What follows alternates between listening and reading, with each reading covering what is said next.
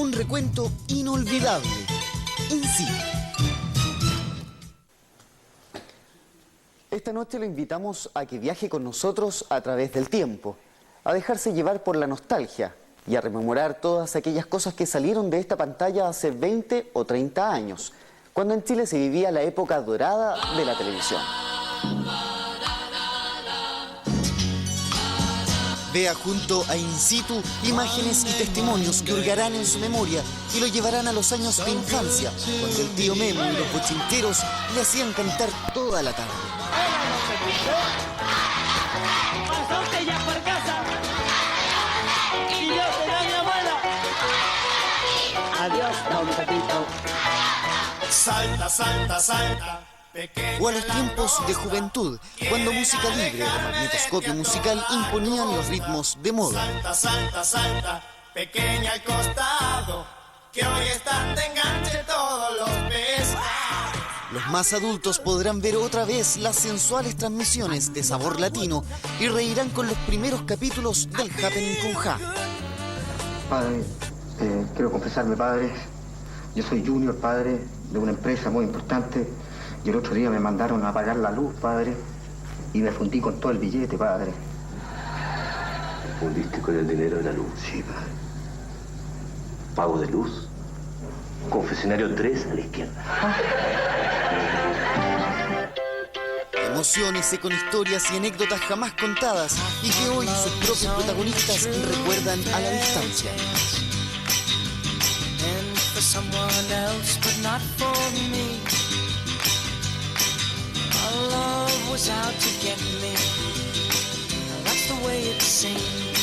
Acompáñenos en este recorrido por los días más felices de nuestra televisión. In Situ.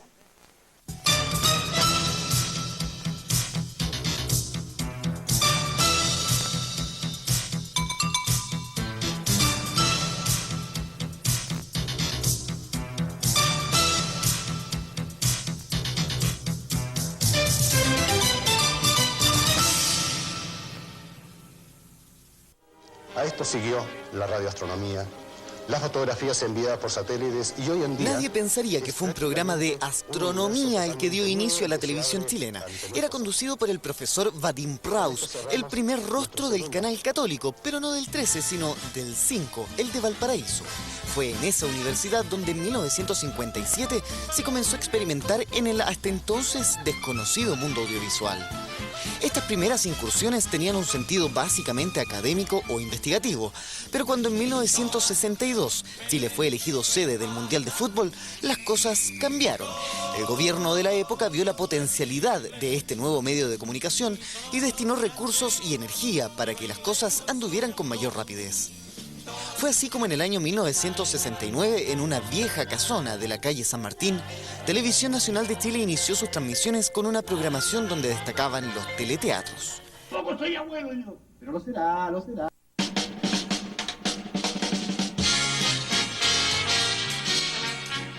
La televisión se volvió un fenómeno impresionante y nadie quería estar fuera de él. La Universidad Católica, aquí en Santiago, creó su corporación de televisión, donde todos los fines de semana se emitía Sábados Gigantes, un programa conducido por el entonces casi adolescente Mario Kreutzberger.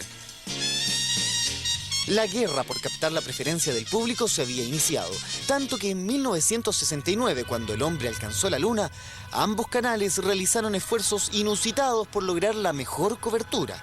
Así, un hito de la humanidad generó otro aquí en Chile, la primera emisión internacional en vivo y en directo. Mientras en el horario de la tarde los niños comenzaron a disfrutar con las aventuras de animales como Lassie y Flipper, César Antonio Santis gozaba sus tiempos de mayor fama y gloria, convertido en un niño prodigio que conducía Martini al Instante, el primer noticiario chileno. Ya a inicios de los 70, animó a 120 kilómetros por hora, el programa que acaparaba la mayor sintonía en ese entonces. Y en el 73 ya estaba parado sobre el escenario de la Quinta Vergara, entregando la gaviota a la ganadora de ese año, Charo Jofré. Julio Numhauser, Mi Río, interpretada por Charo Jofré y su conjunto.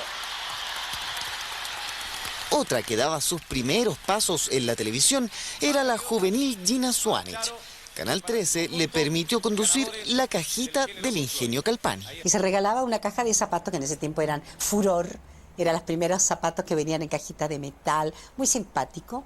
Y se hacían dibujos con plasticina y los niños, el que fuera el mejor, se llevaba el premio. Bueno, después de eso vino un programa que se llamó La Corona del Éxito, que después pasó a ser Sábado Gigante, donde Mario y René regalaban el premio, que era un terno de confecciones Eric, de su papá. Era un trabajo harto distinto al que realizaba en las radios, donde junto a sus hermanas cantaba jingles comerciales. A ver, de noche, de mañanita, oh, Don Tine, suave, fresca y algo así, más o menos parecido.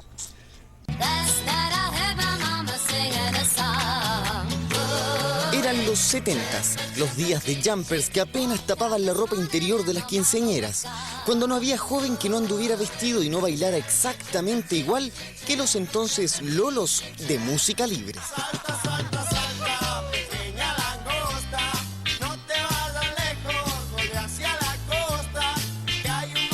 Se habían convertido en ídolos, en estrellas que marcaban el rumbo de la moda y los pasos de baile obligados para el resto de la década.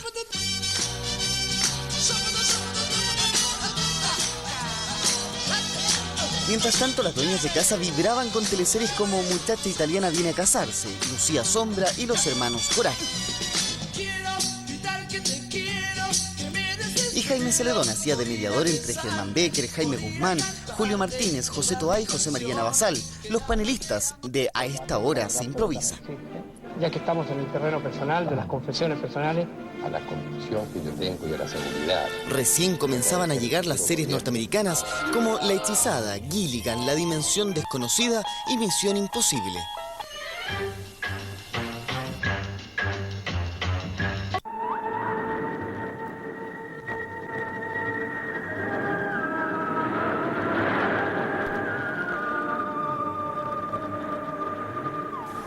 Y antes que comenzara a sonar la música de Sombras Tenebrosas, donde Barnabás Collins generaba las más terribles pesadillas, era obligado el encuentro con Willy Duarte, popularmente conocido como el hombre del tiempo. ¿Por qué el Canal 13 que acaba de salir no puede... Señoras y señores, y al mal tiempo, buena cara, como dijo Willy Duarte aquí presente. ¿Cómo está? Mira, yo creo algo...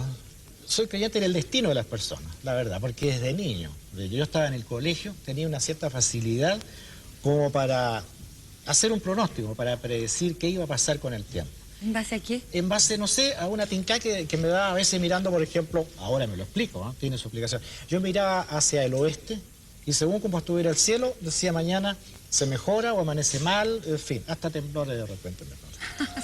Solo entregaba el pronóstico meteorológico, pero los chilenos lo adoptaron con increíble cariño como una de las estrellas de la naciente televisión. Por eso su muerte causó un dolor tan profundo que conmocionó a todo el país. Qué difícil resulta informar de la muerte de un amigo, de la muerte de un compañero de trabajo. Convivió con la gran familia de Televisión Nacional hasta la noche del viernes 19 de enero. Este es el Willy Duarte que nosotros conocimos. Supimos que anoche moría don Guillermo Duarte Torres, Willy Duarte, meteorólogo que llevó su disciplina del relato y del pronóstico del tiempo a un nivel tan amplio de difusión. Cerca de los 80 la televisión se masifica y El Santo, El Fugitivo, La Pequeña Casa en la Pradera y sobre todo Bonanza se transforman en las series preferidas por los chilenos.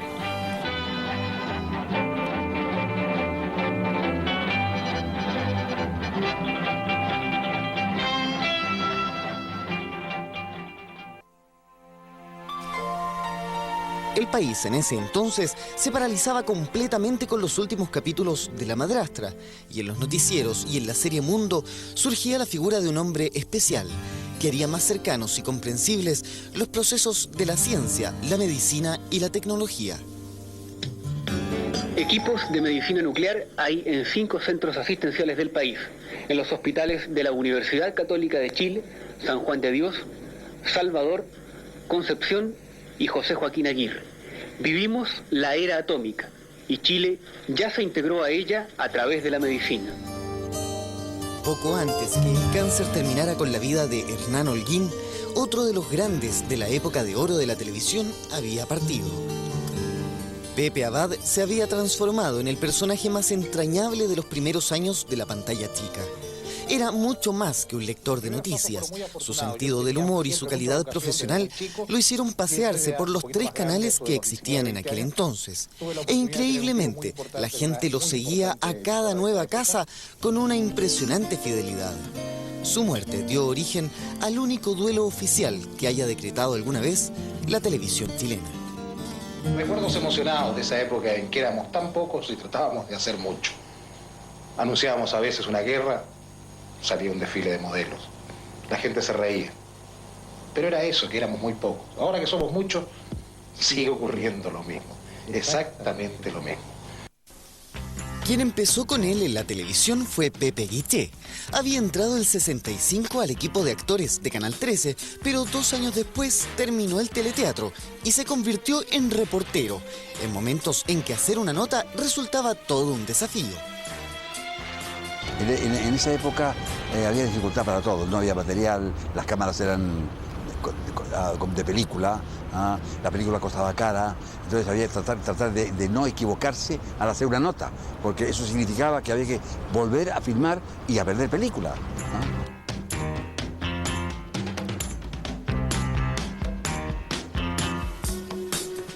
Eran tiempos en que la televisión constituía un juego, cuyas reglas se aprendían con los errores que iban cometiendo en el camino. Claro que era mucho más estricta, sobre todo con el lenguaje que se utilizaba. Lo que antes era una cosa procaz, ahora la gente lo ve como la cosa más... Yo recuerdo que hace años decir descueve en pantalla era para que a uno lo echaran del canal. Y hoy día lo dice cualquiera, el descueve y no pasa nada, porque así es la vida. Rápidamente su rostro fue ganando terreno en matinales y estelares, hasta que llegó a ser el primer conductor de Telenoche junto a Rosemary Gref. Todo por su estilo, que hasta hoy sigue marcando la pauta para algunos programas con el típico reportero acusete, denunciando cuánto hoyo o mala señalización hubiera en las calles. O con el periodista que iniciaba cuanta campaña se le ocurriera, como Guité lo hizo para plantar árboles, otra para juntar botellas, otra para llenar de agua esas botellas y una última campaña donde se utilizaba esa agua para regar los árboles que había conseguido. ¿Sabe cuántos semáforos se colocan en Santiago? Yo no sabía, pero me lo dijo el director de tránsito de Santiago. Entre 133 semáforos he colocado yo en todo Santiago. Les conseguía que les pavimentaran la calle, que ellos no tenían plata para pagar, pero yo conseguía con la autoridad que ellos pusieran un mínimo, que a la vez de repente el alcalde, como no se lo ponía él, pero siempre la gente ahorraba y les conseguía que les pavimentaran la calle. Y después iba yo, como un presidente de la República, cortaba la cinta y salía a la calle, ¿entiendes? A fines de los 70 ya se comenzaba a sentir la llegada de una nueva televisión, en colores, con equipos de sofisticada tecnología de audio y con los famosos teletipos que nos mantenían conectados con el mundo en forma casi instantánea. De la noche en la ciudad de Palermo, Sicilia, en su viaje de regreso desde Nueva Delhi, India, se informó oficialmente. Las noticias siguen. Nacen programas emblemáticos de la nueva era, como 525 líneas, y Canal 11 al despertar, el primer matinal de Latinoamérica que obligó a los chilenos a levantarse con el televisor encendido, y donde el máximo misterio que revelaba en ese entonces Carlos Pinto era el de los enigmáticos juegos criollos. Observen. Se ha movido automáticamente este resorte con esta campanilla. Esto tiene un solo objetivo, que el jugador que está ubicado a unos 14 metros de distancia de esta raya pueda escuchar cuando logra esta excelente jugada. Surgen producciones nacionales simplemente inolvidables, como el programa folclórico de Jorge Rencoret. Chilenazo en directo desde el Teatro Providencia y ya dispuestos a recibir la votación del jurado. Comienza la retirada de series como Flash Gordon, Batman, Perry Mason, Superman, Los Intocables, el show de Dick Van Dyke, Mr. Ed, Los Beverly Ricos, Perdidos en el Espacio y Mi Marciano Favorito. Mi Bella Genio ahora se veía a todo color y entraba la modernidad con Viaje a las Estrellas, La Mujer Maravilla y Dallas. con Columbo, MASH, El crucero del amor y El hombre nuclear. Y el humor, un poco más subido de tono, se instala en la pantalla con el show de Benny Hill.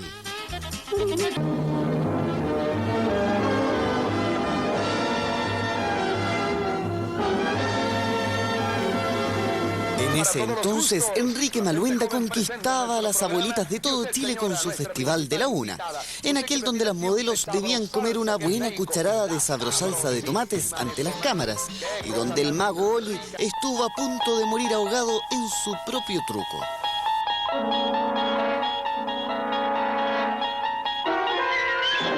¡Perdóname! Perdónala, mujer, perdónala. La verdad es que la pobre no ha podido resistírseme. ¡Tú cállate! ¡Mi casa! ¡Salgan! A principios de los 80, en esos años en que Pepe Vilar introduce su teatro a la televisión, es cuando nace la denominada época del glamour. El tiempo en que la pantalla chica se convierte en una pasarela donde se aparecía vestido y peinado como para ir a la más elegante de las recepciones. Y si hay alguien que se transformó en un símbolo de esa etapa, es quien fuera conductora de 60 Minutos junto a Raúl Matas, Raquel Argandoña.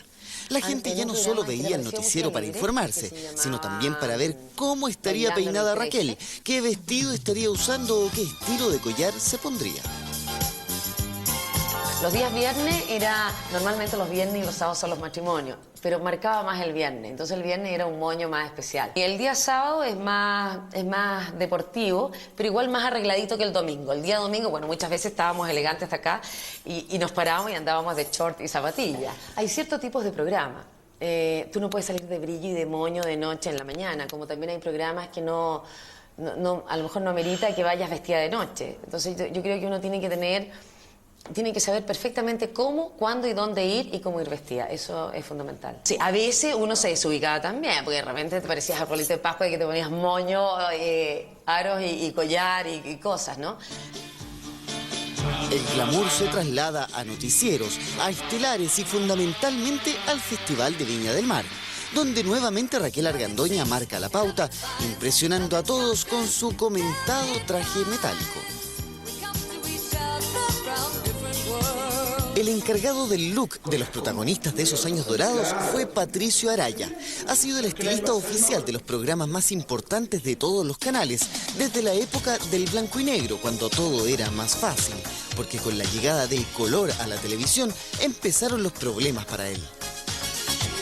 Yo llevaba una de mis tintoreras, porque cuando a la invitada la teñía el pelo de repente rubio y me salía verde o azul en la pantalla, porque todavía no estaban bien ¿cómo se llama?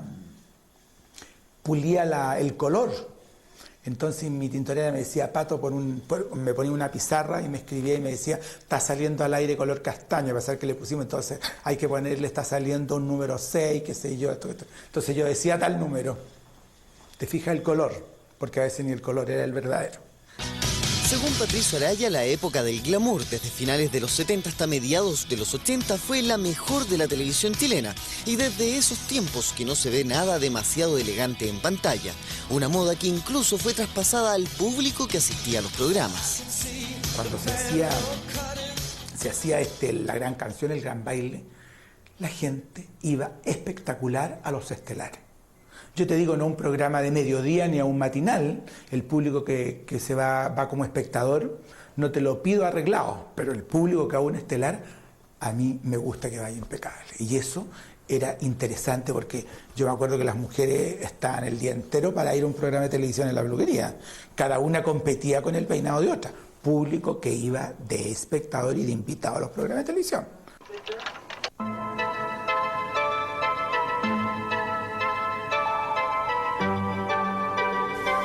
Aunque no tenían mucho de glamorosos, los programas juveniles de esa época eran el colmo de los flemáticos y bien compuestos. Cuando comenzó con el magnetoscopio musical en 1979, Rodolfo Roth tenía apenas 22 años y ya parecía todo un catedrático universitario. Así eran esos tiempos, exigentes. No estaba permitido que se le moviera ni un solo pelo al conductor, aunque solo se tratara de presentar videoclips. El trabajo era difícil. No había internet.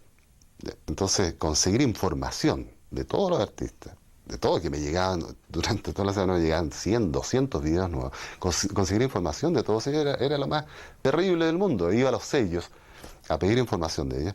No tenían nada. Hola, hola, ¿qué tal amigas? ¿Qué tal amigos? Bienvenidos a este nuevo programa de Maetoscopio Musical, ya el último del año 1986. ¿Cómo pasaron? Yo no podía sentarme de una manera determinada. El director me decía, no, si tú te sientas así, miras a la cámara de esta manera, luego te giras hacia acá. Era un lío hacer televisión en aquella época. No se podían decir algunas palabras tampoco. Oye, montón, por ejemplo. No. Yo decía, había un montón de gente. No, decía el director Cortada, no se puede decir montón, di mucha gente. ¿Qué tenemos luego en Maetoscopio Musical? El programa duró 8 años, hasta que Roth cumplió los 30. Fue su jubilación anticipada en la televisión. Ni siquiera pudo volver a hacer continuidades, que es a lo que se dedicaba antes del magnetoscopio. Incluso fue difícil encontrar trabajo terminado el programa. Claro, porque la gente... Algunos ejecutivos, por ejemplo, de televisión dicen, oye, no, tú eres tienes mucha imagen de música, entonces no puedes leer noticias, no puedes hacer otro tipo de programas que no sean musicales. Y la verdad es que yo puedo hacer cualquier cosa. Leer noticias, por ejemplo, me encanta, me hubiera gustado haber sido locutor de noticias. Pero ya estoy marcado con ese asunto.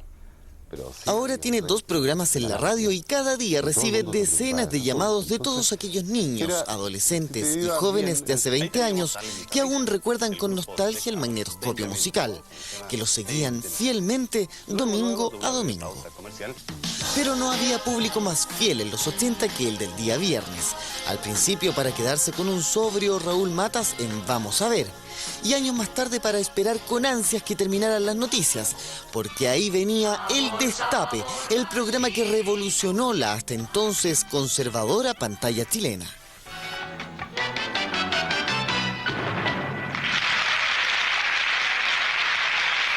Ni rastro quedaba de aquel flaco y joven animador de campeonato estudiantil, menos aún del recatado anfitrión del Festival de Viña. La personalidad de Antonio Bodanovich se transformaba junto a las vedettes en el escenario de Sabor Latino o Sabor Cotino, como popularmente le llamaban. Lo que ustedes sienten por ella, yo también lo siento. Pero como dijo un amigo, si no podemos cambiar de señora, cambiemos de tema. Se mostraba por primera vez en pantalla lo que entonces solo estaba reservado para boates y teatros revisteriles. Y Mari Pepa Nieto se convertía en la gran reina de la noche. Ni que fuese el Superman, vamos. Del portillo a la arganzuela, y es que no hay una chicuela que no quiera ser su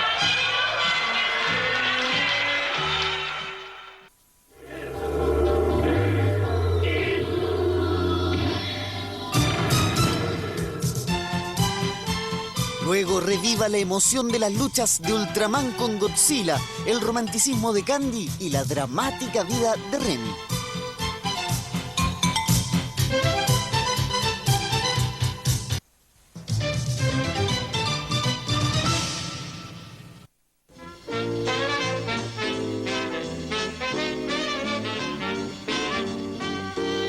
Estas imágenes son de hace exactamente 30 años.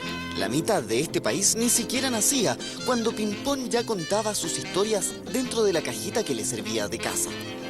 Varias décadas después, el muñeco con cuerpo de algodón sigue latiendo fuerte en cada niño, en cada joven y adulto. Y no hay nadie, absolutamente nadie, que no sepa tararear la canción que entonaba antes de ir a dormir. Las estrellitas comienzan a salir. Pimpón se va a la cama y se acuesta a dormir. La huella de su timbre de voz, de sus melodías y aventuras, ha sido tan profunda que todavía en los jardines infantiles se les enseña a los niños a lavarse la carita y los dientes al estilo de Pimpón. Hola. ¿Cómo estás, amiguito? ¿Cómo estás? Hola, vos. Hola. Hola. ¿Tampoco estás? ¿O estás también? La mitad nomás. ¿La mitad nomás? Sí, amigo Valentín. Oye, qué linda tu fotografía. Así se impregnó Chile de este personaje, creado por Jorge Guerra, un actor de teatro al que de un día para otro le encargaron hacer un programa para preescolares. ¿Cuándo se lo sacaron? Y un día, digamos una madrugada, a las 4 de la madrugada, tuvo el parto. Ahí salió, me levanté, escribí las letras de las 3 primeras canciones, hice el maquillaje, lo dibujé al personaje y toda su historia. Eso fue el parto en una madrugada de invierno del año 1965. Hola, amiguito, ¿cómo están? ¿Bien? Más o menos. Con Valentín Trujillo se encargó de crear su propio estilo de programa infantil, donde a cada instante se entregaban más valores que simple entretención, y donde el adulto dejaba de ser tío y se transformaba en otro amigo de los niños. Pimpón no enseña, Pimpón comparte el conocimiento, se alegra, en este caso con un adulto o con los niños, porque este era el triángulo. El amigo Valentín, los amigos de la cámara, ¿no es cierto?, ellos y yo. Y este triángulo, ¿no es cierto?, va descubriendo el mundo, va descubriendo también la maravilla de las cosas que hacen los hombres. El programa duró 9 años y fue a principios de los 70 donde alcanzó su máxima gloria. Los camarógrafos, por ejemplo, se peleaban en los turnos para trabajar en el programa de Pimpón. Improvisábamos siempre con Valentín los 1500 programas que alcanzamos a hacer en 9 años, todos fueron improvisados. Yo me topaba con gente en la calle que me decía, yo me doy cuenta cuando ustedes se salen del libreto. Y yo calladito nomás porque nunca hubo libreto. Así era la compenetración con Valentín Trujillo, que yo siempre le hago un homenaje y digo que es un hombre del corazón de pan amasado, por su calidez. Siempre admiró. Pero en el 74 Jorge Guerra sale del país rumbo a Ecuador y Cuba, y de ahí solo quedó el recuerdo de Pimpón. Volvimos a verlo en 1990 y extrañamente 16 años después de su partida, y ahora a todo color, la magia de ese muñeco seguía intacta. A mí no me ha cambiado la voz, no he engordado. Yo me he visto de Pimpón y es como que me elevara. Si tú me dices, por ejemplo, que yo cante 1 hora saltando, brincando y cantando como lo hace Pimpón, Jorge Guerra no podría cantar 2 canciones seguidas. Pero sin embargo yo me maquillo de Pimpón. Salgo al escenario y es como que me elevara, pierdo mi peso específico. Y eso es un privilegio. Se desenreda el pelo. Lamentablemente, los niños de esta década y quizás de las siguientes nunca podrán conocer a Pimpón a través de la pantalla chica. El nombre comercial del personaje ahora no le pertenece al actor que lo creó en los años 60. El muñeco de gigantesca humita solo revive en algunas giras teatrales. Y Jorge Guerra se dedica hoy a dictar clases de expresión corporal, fundamentalmente a educadoras de párvulos. A las llamadas tías de delantal verde, como alguna vez lo fue Patricia Undurraga, más conocida hace unos 20 años como la tía Patricia. Buenos días a todos los niños de Chile que nos acompañan día a día y que después de 2 días sin vernos ya nuevamente estamos todos juntos. Aunque el programa se llamaba Ya Somos Amigos, todos lo conocían como el show de la tía Patricia, una joven estudiante de educación parvularia que entró a la televisión precisamente porque su tesis de grado estaba orientada a descubrir la influencia de ese entonces naciente medio de comunicación. Ha llegado carta. ¿De quién? Margarita Abarca. ¿De dónde? De San Antonio. Mucho abarca, poco aprieta. Partió en 1974 en el canal de la Universidad de Chile. Después pasó a Televisión Nacional, donde participaban actores y comediantes que estaban recién en pañales, como Willy Benítez, Rebeca Gigliotto y Pato Torres. Patricia Scantlebury hacía los libretos, mientras que la dirección estaba a cargo de Enrique Bravo Menadier. El más entrañable de sus personajes era el buzón preguntón. Lo encarnaba Raúl Alarcón cuando aún ni siquiera se hacía llamar Florcita Motuda. Yo no sé, el pobrecito, no sé cuántos kilos se adelgazaría en un día, porque grabábamos en un día 5 programas. Entonces se metía las cartitas y las sacaba de acá.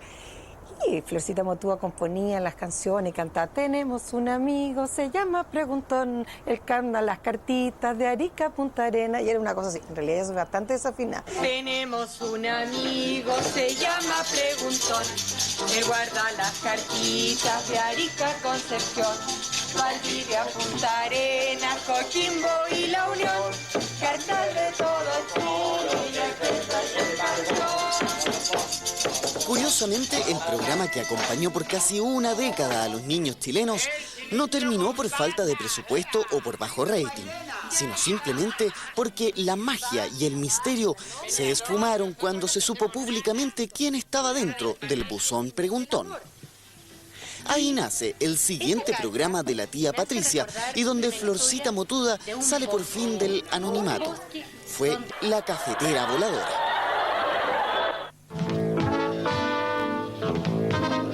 Escucha bien, ha llegado la hora de vernos las caras para llegar. En ese entonces los niños debían hacer esfuerzos sobrehumanos para entender las locuras del equipo, que entre el look hippie de Patricia Undurraga y las estrafalarias tenidas de Raúl Alarcón, ahora privilegiaba el juego con los colores y los sonidos electrónicos que ofrecían los inicios de los 80.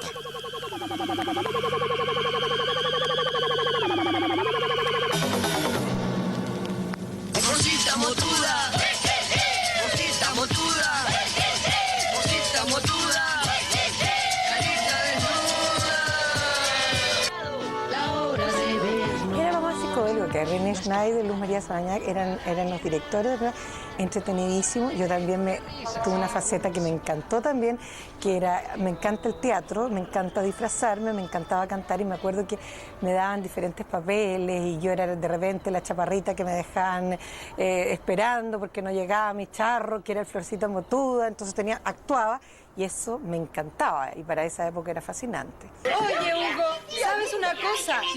Yo quiero contarles Eran a otros ustedes tiempos, que tiempos tenemos una felices, sorpresa según la tía Patricia, donde todo era absolutamente familiar, donde la televisión era un juego constante, un experimento de todos los días. y Scooby-Doo iban a conocer Santiago. Pero todos nos traíamos de la casa, o sea, íbamos y nos metíamos a ver qué podríamos utilizar, o sea, era utilería, tramoya, los camarógrafos, todos se involucraban. Ah, no, si yo tengo esto, yo lo puedo traer de mi casa. Era absolutamente artesanal. Oye, Flor, ¿y otra cosa te cuento? Estuvo frente a las pantallas hasta el 86. Ahora, a cargo de la producción de toda el área de reportajes de Canal 13, Patricia Undurraga disfruta de los recuerdos de la llamada época de oro de la televisión chilena. De esa en que un día de 1980, jugando con Iván Arenas, abrió un baúl con disfraces y le puso un frac y una peluca rosada. Fíjate que una vez íbamos llegando a España. O sea, en España era la primera vez que me bajaba en España, no conocía el aeropuerto de Barajas, y me voy bajando como absolutamente de incógnita, y veo que había un grupo de jóvenes, y la tía Patricia, no puedo creerlo, la tía Patricia. Bueno, espera en el aeropuerto, yo tenía que, me acuerdo, ir iba de paso, digamos, porque iba a Lisboa, y perdí avión por quedarme atendiendo, conversando con los chiquillos, haciendo recuerdo de lo que había sido esa época. Nuevo Sábado Todo completamente a color, en compañía de Gabriela Velasco y el Conejito TV. Sábado Todo desde las 12 horas en adelante. A fines de los 70, Chile se enternecía con el conejito de peluche que conversaba y que tanto hacía rabiar a Gabriela Velasco. Se hizo con mucho amor, porque a mí me encantan los niños y el conejito me mató, sí me robó el corazón. Lindo mi niñito. Sí. ¿Todavía lo recuerdo con Ay, pero con una nostalgia, me muero por el conejito. Me encantaría poder volver a tenerlo aquí con sus cuentos y sus travesuras y sus diabluras exquisitas. Y vivía en el cerro y cuidaba la antena con su mamá, su papá y todos sus hermanos, y me los nombraba y eran 22. Imagínate tú. Y era un diablo, un pícaro, un exquisito y un niño muy lindo. Entre el cumpleaños feliz y el sábado todo, fueron en total más de 5 años de Conejito TV. Los años más felices para Gabriela Velasco, una de las fundadoras de Televisión Nacional. Después de conducir un programa magacinesco en el canal católico, en 1969 integró el equipo de TVN, siendo por varios años el rostro oficial del Informe del Tiempo. Hasta que un día alguien llegó con ese muñeco azul de 50 centímetros, con la voz de Patricio Varela y las ágiles manos del titiritero Ronnie. Mira, lo que más me gusta es haber sacado de los niños el Caballito Blanco, que era lo único que cantaban, po. Haber metido canciones nuevas, preciosas, infantiles, con contenido de niño, con cuento, con historia. Y haber aportado a la ternura. ¿Te quieres ganar 20 centavitos? Sí. ¿Qué tengo que hacer? Pues nada más echarme el agua en la maceta, ¿podrás? Uy, sí. Ándale, pues. A ver. Aquí mira.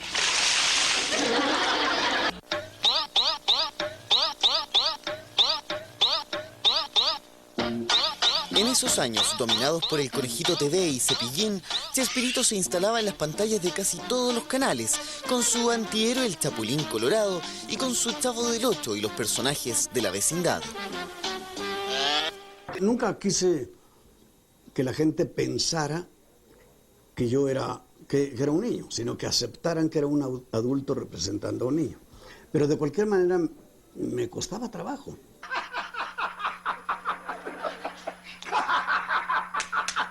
¿Cómo te van a quedar, ñoño? Ya ves, ñoño. Te dije que no te pusiera los pantalones de mi papá.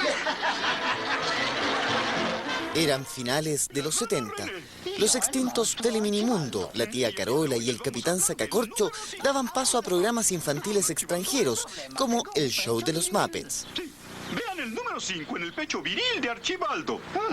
Vean la parte de arriba del número 5, cómo va de un lado al otro.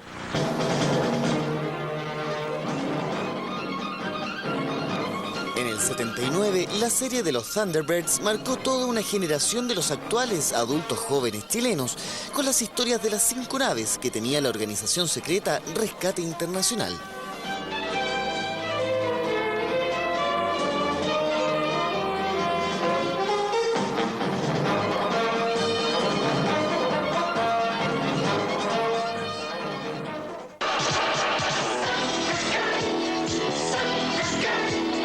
Cuando recién se iniciaba la década de los 80 y San Cucay se convertía en una especie de teleserie oriental para los niños, surge desde Valparaíso el programa del entonces veinteañero Roberto Nicolini. Junto al fantasma Boo, con efectos especiales que todavía no se acostumbraban a la llegada del color, nacía Pipiripao, un mostrario de los dibujos animados que hoy en día provocan la mayor de las nostalgias en por lo menos 3 generaciones.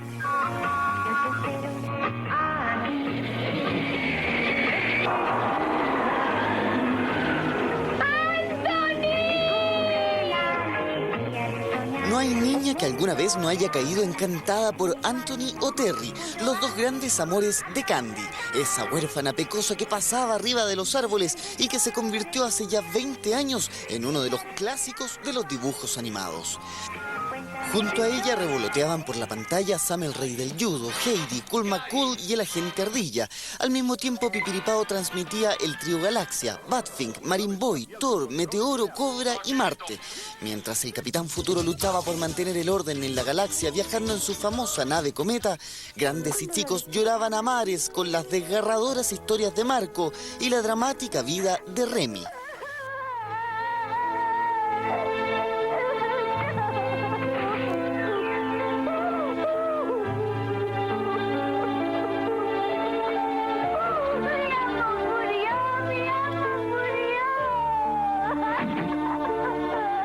En aquel entonces, a la misma hora en que Pipiripao daba los Harlem Globetrotters, Hong Kong Phooey y los Banana Split, la Pantera Rosa tenía su propio programa.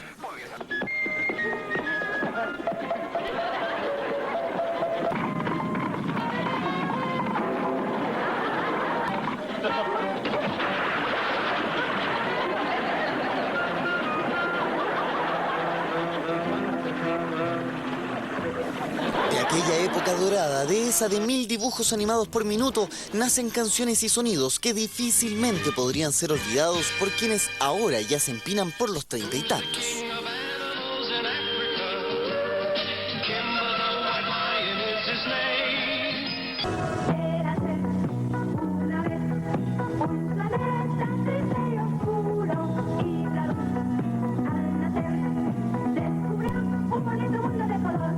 Eran tiempos en que proliferaban los gatos en la pantalla, como Silvestre, Don Gato y su pandilla, los gatos sabuesos, Josie y sus gatimelódicas, el gato Félix y la gata loca. Aunque estaban desde principios de los 70, ahora los monitos de la Warner tomaban más carácter con la televisión en colores. Eran un lujo al lado de los que llegaban desde la quinta región, como el Fantasma Revoltoso, Clutch Cargo, Popeye, la Hormiga Atómica, George de la Selva, Super Pollo, Astro Boy, el Oso Fumarola y los Autos Locos. Por los canales grandes, el año 81 llegaban casi como recién estrenados algunos personajes de Hanna-Barbera, pero la televisión del puerto seguía marcando a generaciones con dibujos como el Inspector Gadget, el Monstruo Milton, los Super Amigos, el Hombre Araña, Mr. Magoo, Batman, Maguila Gorila, Pepe Pótamo y por supuesto, uno de los preferidos, Mazinger Z.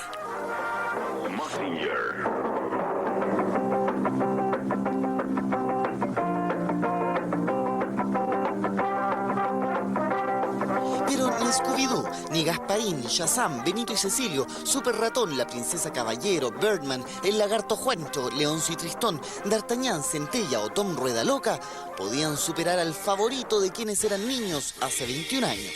Grand Prix, la serie donde aparecía Niki Lauda y que relataba la historia del corredor Tony Bronson, algo así como un Eliseo Salazar japonés. Pero il destino dice no, ma il cuore più potente di una macchina. Cuando la pequeña Lulú y la abeja Maya se peleaban por el mejor horario del domingo, llegó Ángel, la niña de las flores que finalmente relevó a Candy, la diva de la pantalla chica.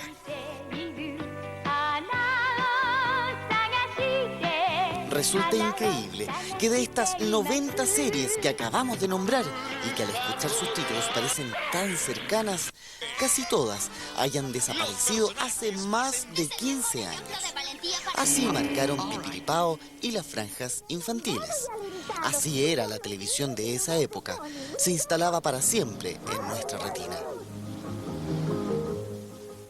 Cantemos ¡Hola, don Pepito! ¿Pasó usted ya por casa? ¿Y vio usted a mi abuela? Adiós, don Pepito.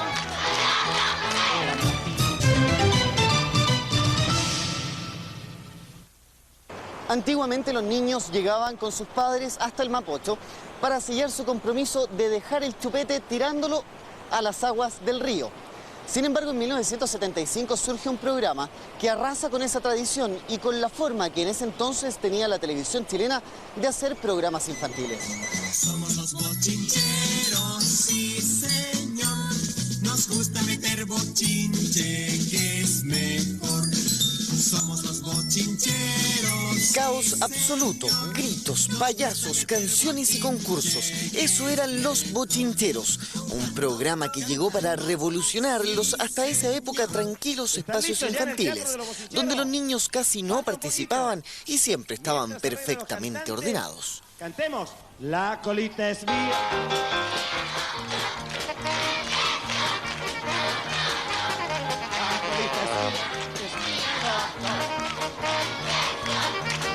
Toda esta fiesta que era como un recreo, el gran recreo del colegio.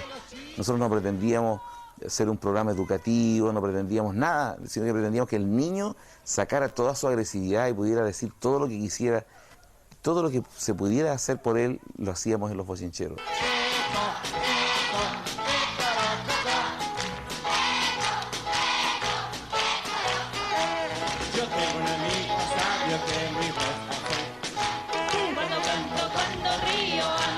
Porque era como un programa de libre expresión, donde los niños podían hacer lo que querían. Suponte, yo te preguntaba a ti quién descubrió América y toda la platea te soplaba ¡Cristóbal Colón! ¡Cristóbal Colón! No había así calladito que pierde, no. Todo era una cuestión muy familiar, muy bochinchera, muy bonita. El impacto de los bochincheros fue inmediato y prolongado, porque no había un solo niño que no soñara con estar junto al tío Memo, la tía Pucherito y la chanchita Piggy. La marca que dejó en los años posteriores fue tan fuerte que hasta hoy, a pesar que la memoria es frágil, es imposible borrar de la cabeza esas canciones que vieron crecer a millones de chilenos. ¡Hola, don Pepito! ¿Pasó usted ya por casa? ¿Y vio usted a mi abuela? Adiós, don Pepito. El estudio se repletaba de lunes a viernes con colegios enteros y en las afueras del canal universitario eran interminables las filas de niños que pretendían participar en algún concurso, generalmente de canto. Porque te juro que soy aire, soy como el aire. Las blancas ovejas y el niño pastor, toda la piel de América en mi piel. A bailar el cachimbo, mi vida, hay que ser inmortal. Bueno, mis Los queridas y concursos hermosos de señoras, los vengan para acá. bochincheros causaban sensación porque el ganador se llevaba nada menos que un sofisticado y exclusivo televisor en colores. Claro, para esa época. Pero el espacio más emblemático era aquel en que el tío Memo recibía los chupetes de los más chiquititos. En los 8 años que duró el programa, se reunieron más de 4.000 chupetes en gigantescas bolsas que celosamente guardaba el canal. En un momento dado, me llama el director del canal y me dice: Domingo, tenemos un problema grave. Y digo, bueno, ¿de qué se trata? ¿Se habrá caído un niño? ¿Algo habrá pasado? Entonces me dice: vaya usted a la bodega de utilería, me dice, y vea usted mismo en carne propia el olor que tienen los chupetes. Y ya, como te digo, con unos 3 años, 4 años los chupetes. Entonces había un olor, pero insoportable, los chupetes se habían pegado unos con otros con el calor. Y tuvimos que acceder finalmente a incinerar toda la bodega que teníamos, si no todavía los tendríamos. Pero no solo los juegos y los concursos mantenían prácticamente a todos los niños chilenos pegados a los bochincheros. Durante el transcurso del programa se transmitían las series más taquilleras de esos años, como Ultra Seven, Ultraman, Ultra Taro y todas esas recreaciones japonesas con evidente escenografía de cartón y donde Godzilla siempre era el invitado de honor para esas batallas campales.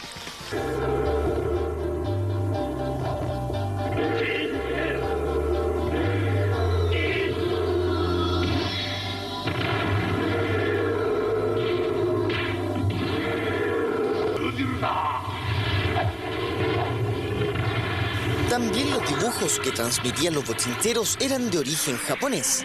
El Vengador, el Galáctico, Super Magnetron y el Gladiador, todos pertenecían al llamado Festival de Robots. 4 series animadas casi iguales de máquinas gigantes que luchaban por salvar a la humanidad.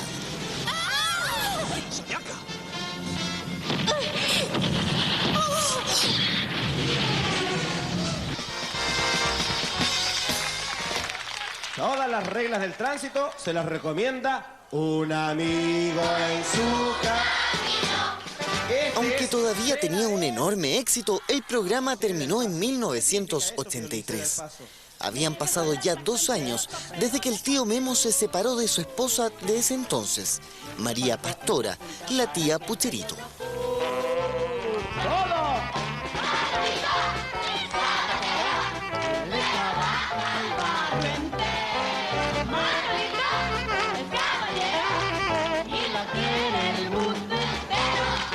El matrimonio estaba disuelto, pero la dupla artística se mantuvo hasta última hora.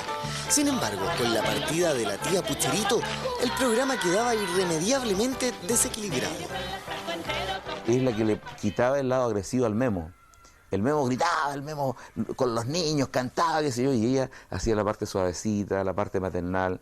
Y tú ves que en un estudio el 50% de los niños estaban conmigo sacándose fotos y el otro 50% con la tía Pucherito, que les gustaba, se sentían identificados con ellos. Chicos, la Pucherito bailó con la prueba de la Madrid un vals. El 85, el programa se traslada a Centroamérica, donde era transmitido en horario estelar.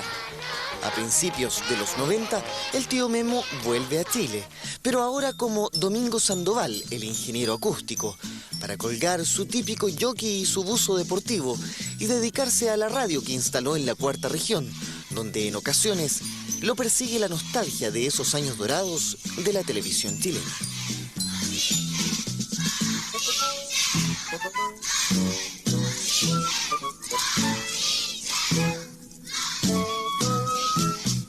Somos los bochincheros, sí señor. Nos gusta meter bochinche, que es mejor. Somos los bochincheros. Una casa sin marido es un barco sin su capitán.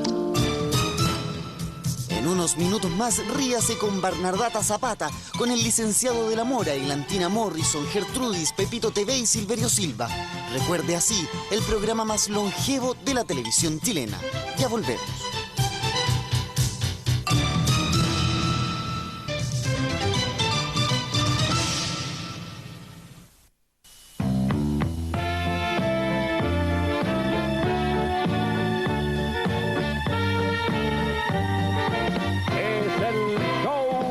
El Happening con Ja.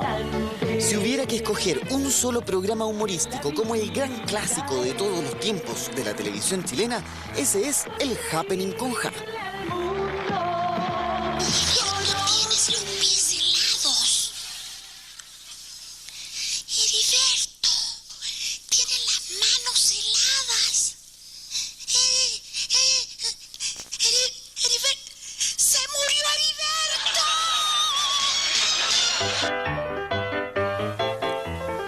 3, 4 y hasta 5 generaciones fueron y siguen siendo marcadas por sus chistes, sus parodias y su estilo chaplinesco, cuyo gran exponente era Jorge Pedreros, el Chino, el cerebro musical del grupo.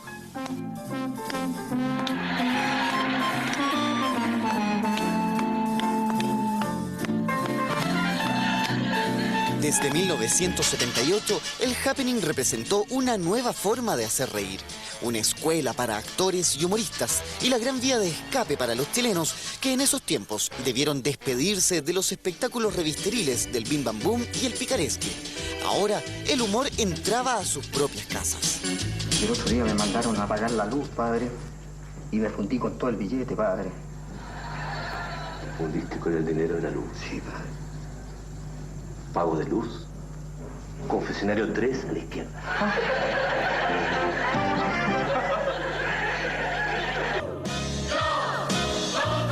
Eran infaltables esos musicales tipo Broadway y aquellos cuentos y películas que pocas veces sacaban carcajadas, pero que eran brillantemente interpretados por el equipo del Happening. ¡Oh, oh, oh, oh! ¡Salud, salud, salud! ¡Oh, oh, oh, oh! ¡Salud, salud, salud! ¿Cómo olvidar, por ejemplo, a la Mansa Woman o a la Susana Cecilia que interpretaban Maite Montenegro? Las uñitas de Gloria Benavides y su Bernardata Zapata de los domingos dominicales. Casla Cadiana Ara, Manta. Sí, a eso. Ahora viene una casa, sí. Ahí al cachete, ahí lo quiero. Dame la cámara. A la otra. Sí, marido. En esos tiempos, Fernando Alarcón hacía reír con Alaraco, con JL, con Curro de la Cruz y con el Indio Bolsero. Ella cumplió su promesa y vino. ¿Vino? Sí, un vino tinto, por favor, si te amable. Me importa un pirulo. En el capítulo anterior quedamos cuando la pobre... Algunos gags resultaban eternos y repetidos, pero curiosamente siempre lograban mantener una gracia inocente, como la de los golfistas.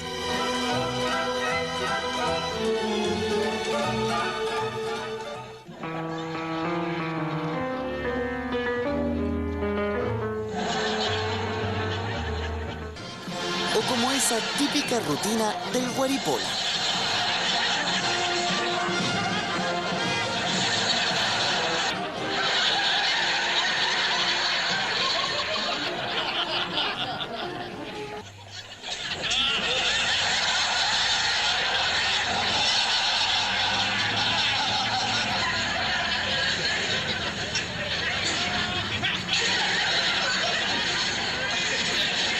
La gran figura de esa época fue, sin embargo, Pepito TV. Eran tiempos en que la televisión comenzaba a parodiarse ella misma, a sus animadores y a las primeras modelos.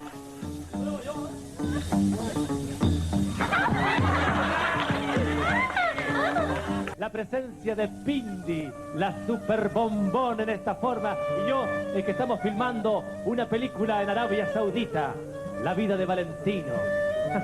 ¡Qué maravilla! ¿Cómo está la película, Pindi? El happening se convertía en un verdadero fenómeno nacional, con ratings que alcanzaban hasta el 80% de sintonía. El año 78, 79, 80, yo salía un día domingo a la calle y no había nadie. Y además escuchaba el happening caminando por las calles alrededor de mi casa. O sea, ¿cómo que puede ser que todo el mundo esté escuchando, viendo?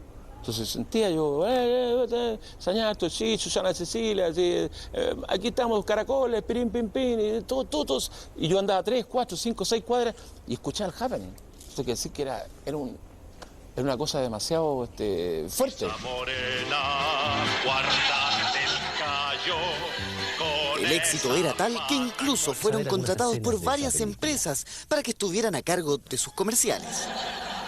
Zoom es el nuevo chicle globo de frutas que todos esperaban. Sí, caracoles, disfrute con la alegría y la frescura de Zoom. Chicle Zoom es de Calaf y no hay más. Caracoles.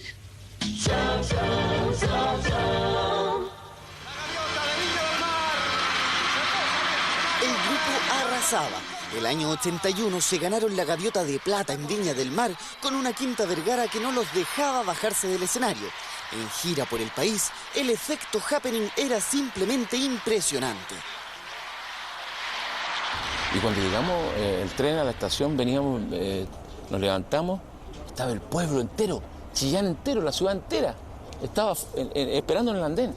Entonces vino un carabinero oficial y dijo, ustedes no pueden bajar aquí, porque si bajan aquí los van a matar.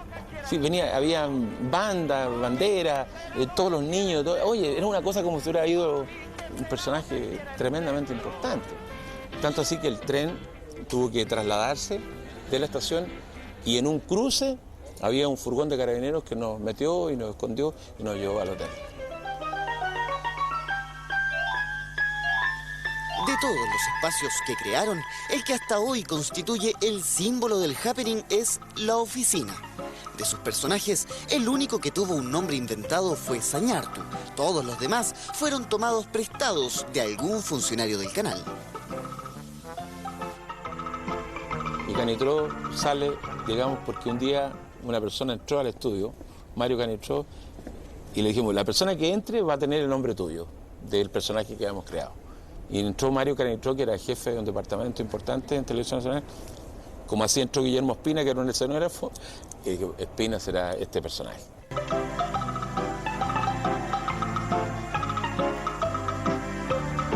El rotundo éxito de este espacio se logró fundamentalmente porque sus personajes encarnaron a la perfección a los chilenos más típicos de cualquier oficina o lugar de trabajo, al característico chupamedias, a los sinvergüenzas y a aquellas secretarias inocentes y solteronas.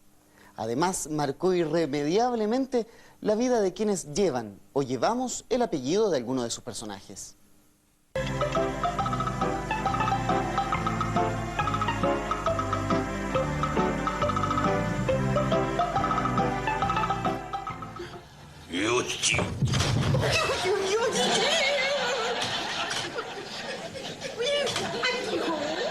Se cayó.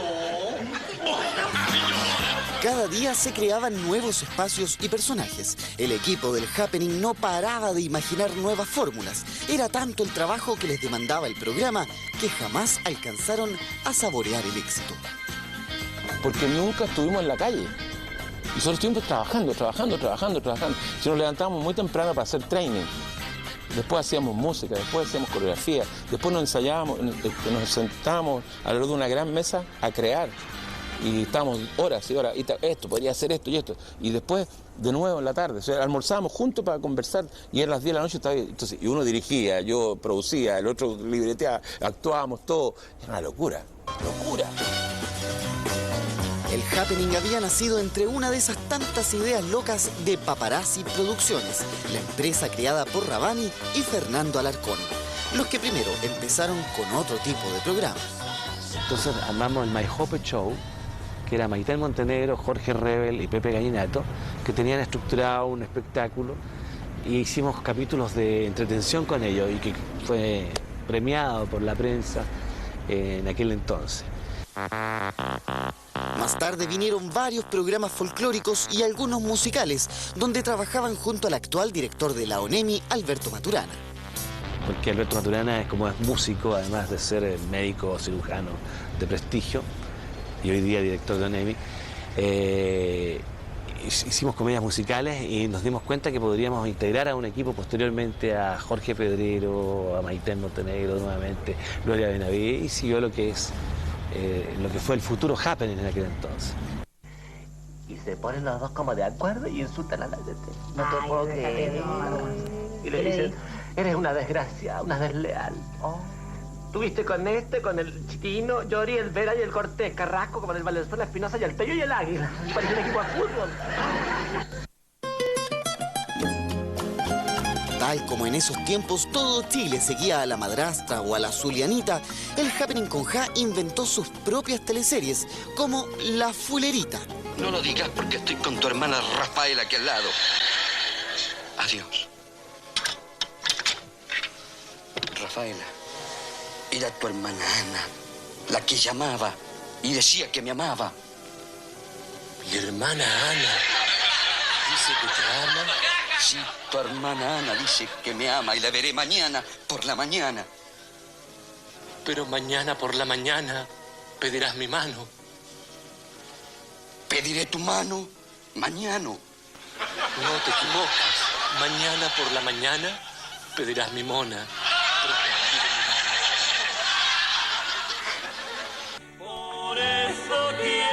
También parodiaron a las telenovelas mexicanas que recién llegaban a las pantallas chilenas.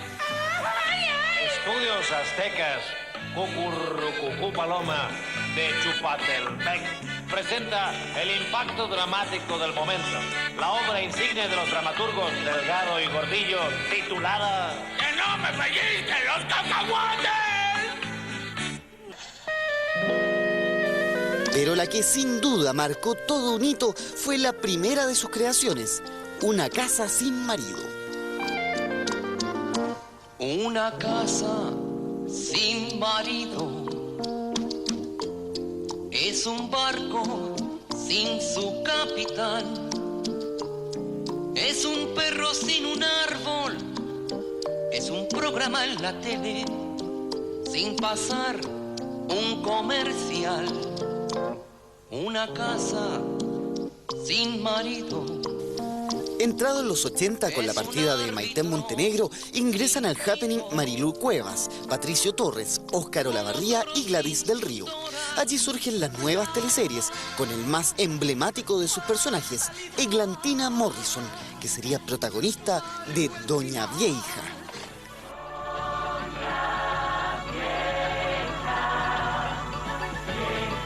Después, junto al licenciado de la Mora, fue la antagonista absoluta en Lágrimas de Ceniza.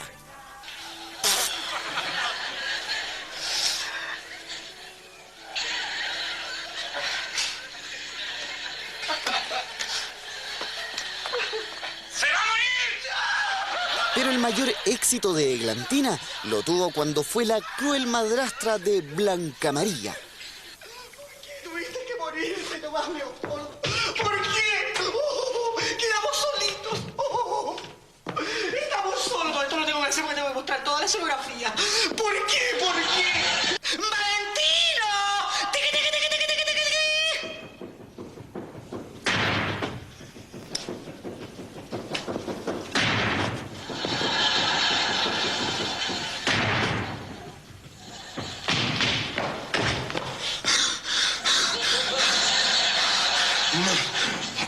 Mande, doña.